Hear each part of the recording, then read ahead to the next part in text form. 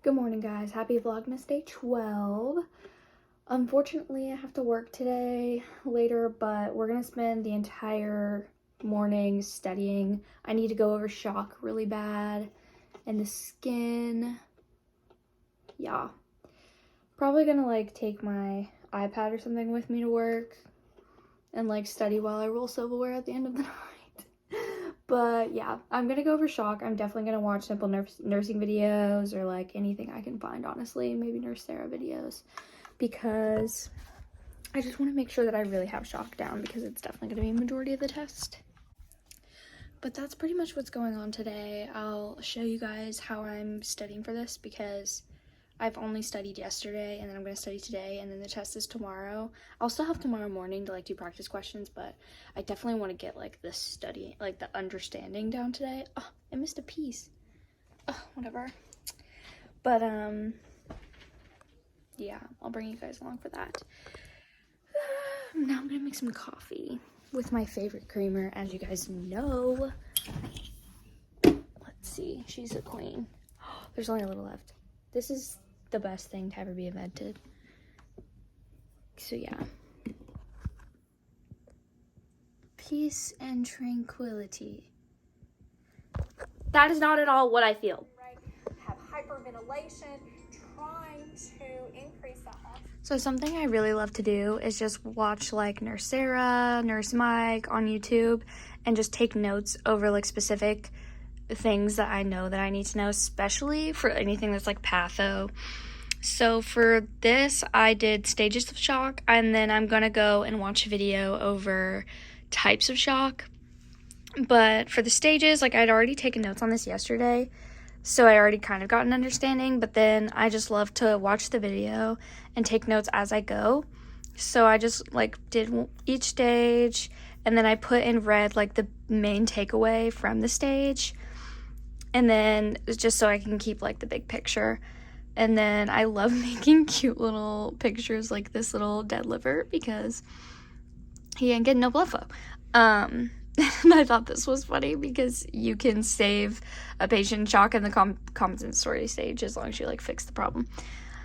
But yeah, I also boxing up a specific thing. This is just I don't even know how to explain that. Different symptoms for different body systems. Same thing over here. And I just highlighted things that I knew was in our lecture, because I also have our lecture notes on here so that I can write on those. But anything that I knew was put from our lecture and that I remembered him talking about, I highlighted just so I could definitely remember that that symptom went with that stage. So yeah, but I think it was so cute. I love taking handwritten notes, you guys. It just helps me so much.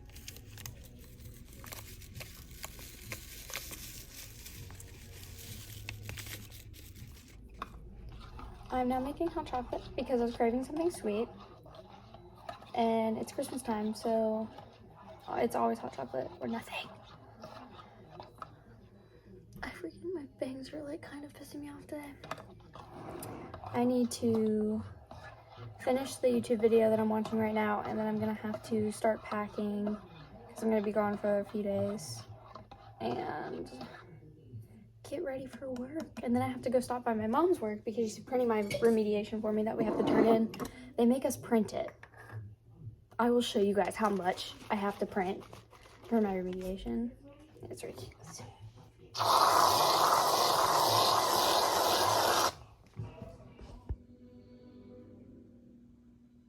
So now I'm going over types of shock. Oh, I still have to do a quiz, darn it. Forgot about that. But now I'm going over types of shock, and I'm just writing down what he says in the video. And then I'm also looking at our study guide and really focusing on the manifestations. And that's what I'm putting in these boxes. And then this space I'm gonna leave for how are we treating this, or any other complications that we need to do. For this one, I definitely need to do don't drop the head of bed, because that's definitely gonna be something we have to know. Anything that's highlighted in blue, we always it always means that he definitely said that we need to know it. So I thought that you guys could just take a quiz with me if you're curious as to what our ATI questions are asking us. So our teacher basically built a quiz for us in ATI reviewing shock and burns. and I'm still learning said things because I'm awful at studying right now. But you're just going to take it with me. So I'm going to read you guys what the questions say and what I put. And the one that I just did was like, what's a priority finding when the patient is burned like on the face to report to the provider? And I put difficulty swallowing because obviously that's a big priority. So this one says, a nurse assessing a client determines that he is in the compensatory stage of shock. I can't speak. Which of the following findings support this conclusion? So this means the body's like trying to compensate for the shock that's going on. So it's the second stage. Confusion, maybe. Blood pressure is extremely low. I'm going to assume no, because if the body's compensating, they're trying to get the blood pressure up. And urea is possible because the blood is only going to the vital organs right now, because it's like, oh shit, gotta fix what's going on. So you're like, your intestines aren't getting blood flow, your output's gonna drop. So that's maybe one. And then petechiae, I don't think is any of them. I really think the confusion, I don't want to cheat and look at my notes.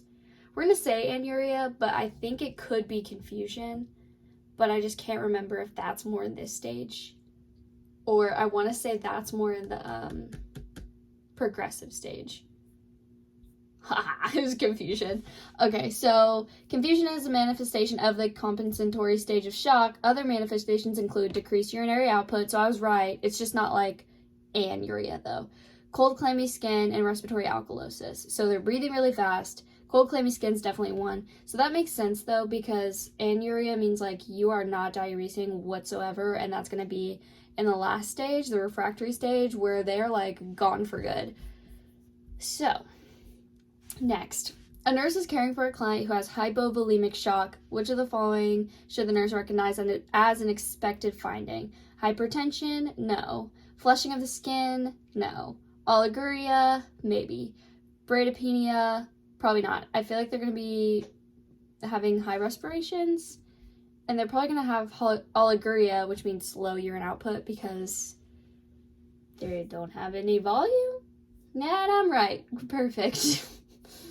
A nurse is caring for a client who returns to the nursing unit from the recovery room after sigmoid colon resection for adenocarcinoma. Wow. The client had an episode of intraoperative bleeding, which finding indicates that the nurse that the client may be developing hypovolemic shock. So had surgery, had blood loss. Now we're like, what's going to indicate that they're going into shock? Decreased respirations from 20 to 16. Probably not. Decreased urine output from 50 to 30 mils per hour. That's also expected range. Increase in the temperature from 99.5 to 101.5. That's possible, but I feel like that would be more of a septic shock vibe. Or increased heart rate from 88 to 110. I know that low heart rate is in neurogenic shock because your sympathetic nervous system is like completely blocked, so it can't like ramp up those vitals. So I'm assuming it's going to be increased heart rate, because I think that's kind of in all of the other shocks. Yes. Guys, I used to take these ATI quizzes and get everything wrong. I'm kind of proud of myself because I spent all morning on shock, and I'm not even done going over the stages because I needed to get this quiz done because it's due today and I have to get ready to go to work. Then I can finish studying later. But a nurse is caring for a client who is in the compensatory stage of shock. Which of the following findings should the nurse expect? Mottled skin, maybe. Blood pressure 115/68, possibly. Heart rate 160, or hypokalemia. This one's a hard one. So I kind of can't remember where mottled skin was. I think mottled skin was under this one. I'm just going to rationalize in my head because I don't want to lose points. Oh, it's out of 0 points anyway. So before I check, well, your body's compensating, so I feel like your blood pressure is going to rise. That's the whole point of that stage, is that your body's like, I've got to do everything I can to raise this blood pressure because there is no volume going on, or we're just in shock, like there's no perfusion. So their first reaction of the body is to raise blood pressure. So we're going to go with that. Perfect. That's exactly what it was. So you're going to stimulate the sympathetic nervous system, release epi and norepi catecholamines, so you're going to have high cortisol levels. And also, I think, like, the RAS system can release, like, aldosterone and ADH, too, to help hold on to water, because it's like, what are you doing? A nurse is monitoring a client who was admitted with severe burn injury and is receiving IV fluid resuscitation therapy. The nurse should identify a decrease in which of the following findings is an indication of adequate fluid replacement. I would say urine output, because once they start to filter out what they're getting, that means it's, like, adequate, if that makes sense. That's how I think of it. The other options were blood pressure, heart rate, and weight. But blood pressure is a big one, too. Like, your blood pressure is going to get better, but that doesn't necessarily mean that you're getting good perfusion. But then again, I don't know if the burn injury is really worried about perfusion, or if it's just because the fluid was all, like, out of whack. So it really could be either of those, but I'm gonna say that urine output means that, like, you've done good, because now they're, like, getting out fluid. And I was wrong. It is heart rate. It wasn't blood pressure, it wasn't urine output, it was heart rate. And this is why we do these, because it's great.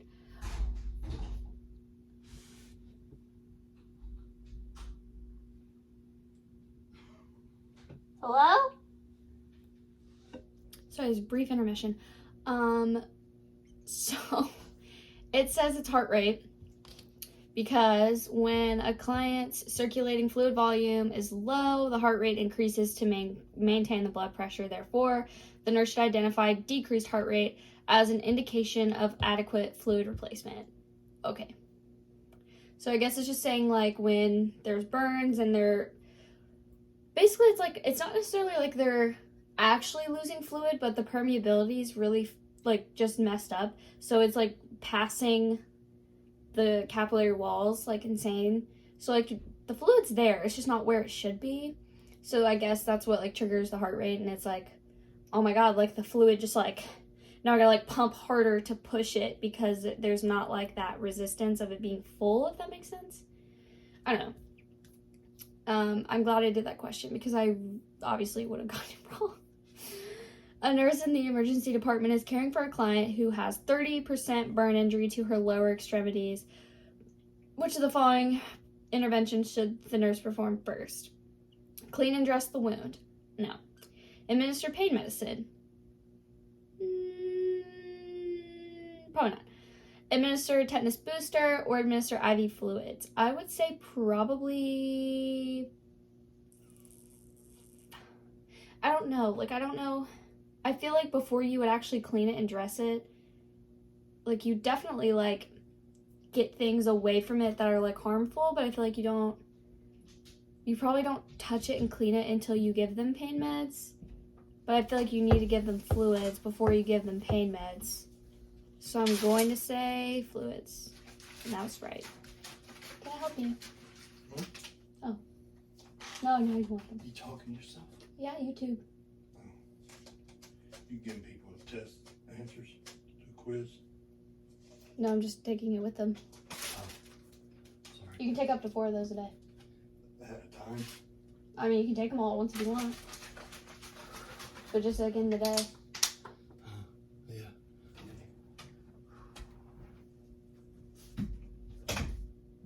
Okay. A client who is having burn debridement states, "You are the worst nurse I have ever seen. All you do is hurt me." Which of the following responses should the nurse make? That's a hurtful thing to say. Tell me more about that. Probably that. Why would you say such a thing? Or what? Well, that's your opinion. I would definitely say, well, that's your opinion. But we're going to say, tell me more about that, because that's always the answer. And then it was the answer.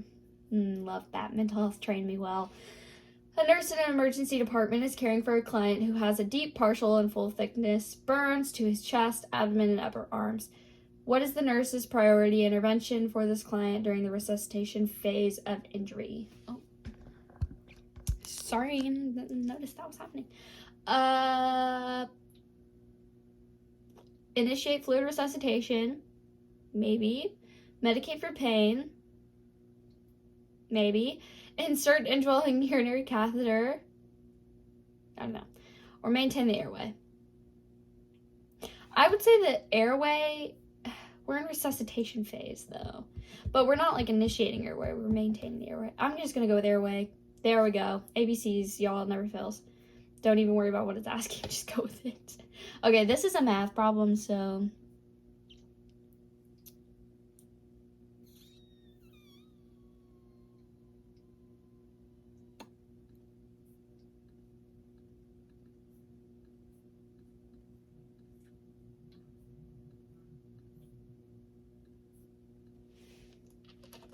No idea if that was right, but we're gonna. It was not. Oh well, I don't really care. Oh, this is a percent one. A nurse is admitting a client who has sustained severe burn injuries in a grease fire. The nurse shades in a diagram indicating the burned surface areas. Using the rule of nines, the nurse should estimate that the client has burned what percent of the body surface area, round in the nearest tenth.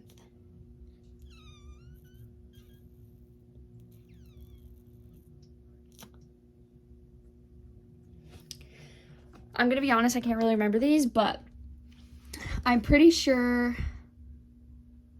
See, this is where it's confusing because I swear you're not supposed to separate forearm and arm. Like for our class, we don't, but everywhere you look, rule of nines is different. So if this whole arm is 4.5, then that's like 2.25, but it's anterior and posterior. So I'm gonna assume that we could say 4.5, but then this is the entire arm too. So 4.5 plus 9. I can't math you guys, I'm sorry. Oh. And then the entire torso. Oh man, I forgot what the entire torso is. Oh, well, it's only the front though. Is another 9. I haven't reviewed this, so you guys, this is like raw footage. Oh. I don't know if this is correct. No. Okay, so left arm 9, half of right arm 4.5, front of torso 18. That's why I got it wrong. Okay, I thought it was only 9 right there, but I guess because the torso is more, so that makes complete sense. So full torso is 18. That would have given us 31.5. But the rest was right. So we were almost there. We just need a little push. A nurse is caring for a client who is at risk for shock. Which of the following findings is the earliest indicator that this complication is developing? Hypotension, anuria, increased respiration rate, decreased level of consciousness. I feel like blood pressure is a big one. Like, I feel like across the board, it's just always blood pressure. No. It's increased respiration rate. So when shock occurs, the body attempts to compensate for the decreased level of oxygen and the tissue perfusion. Initially, the client will display increased respiration rate as the body tries to increase oxygen delivery to the tissues. Additionally, compensatory manifestations of shock include increased heart rate, decreased urine output, and cold and clammy skin. Wow. I hope this is raw and real for you guys. Like, this just shows that, like, I'm in my last quarter. I have one more to go for, like, just transitions. And sometimes I feel really dumb because questions are hard. A nurse is caring for a client who has a full thickness burn over 75% of his body. The nurse should use which of the following methods to monitor the cardiovascular system? Auscultate cuff blood pressure, palpate pulse pressure, obtain a central venous pressure, monitor pulmonary artery pressure. I want to say pulmonary artery pressure because it specifically shows you how the left ventricle is working, but then it could also be CVP, central venous pressure. Maybe CVP. Fuck, I knew it. This is why I don't second guess myself. This is why I finish tests really fast, because I go with my gut and I don't change it. And here I did it. But I was right the first time. A nurse in the emergency department is assessing a client who has internal injuries from a car crash. The client is disoriented to time and place, diaphoretic, and lips are cyanotic.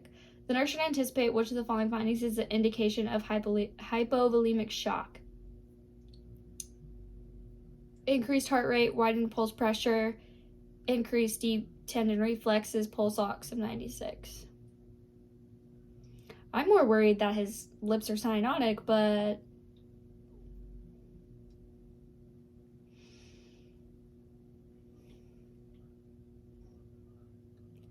I don't know if it's increased heart rate or widening pulse pressure. It is increased heart rate, thank God. Okay. Because it's attempting to compensate, kind of like burns. Okay, that makes sense. A nurse is caring for a client who is experiencing anaphylactic shock in response to the administration of penicillin. That's not good. Which of the following medications should the nurse administer first? Dobutamine, methylprednisolone, furosemide, epinephrine. I'm gonna say epi. Why did that like not click in my head like what we were talking about for a second? Last one. A nurse is assessing a client who has an infection. Which of the following findings is a manifestation of sepsis? Vomiting, hypoglycemia, hypertension, altered mental status, elevated WBCs. I would say altered mentation. Because it doesn't say they're incompensatory or anything. That was wrong. Oh, that's not fair. It said it was select all. It didn't say it was select all that apply, but it was select all that apply. Vomiting. True. Altered, whatever, mental status. True. Elevated WBCs. True. So it didn't say select all that apply. I just thought it was like, which of these is definitely. Oh, and it said sepsis, not shock. Huh. Well, it still said which of the following. That was not select all that apply, my friend, but cool. Thanks for taking my quiz with me. Hope you enjoyed. Just goes to show. Nursing school doesn't always prepare you very well. I got a 55%. Wow.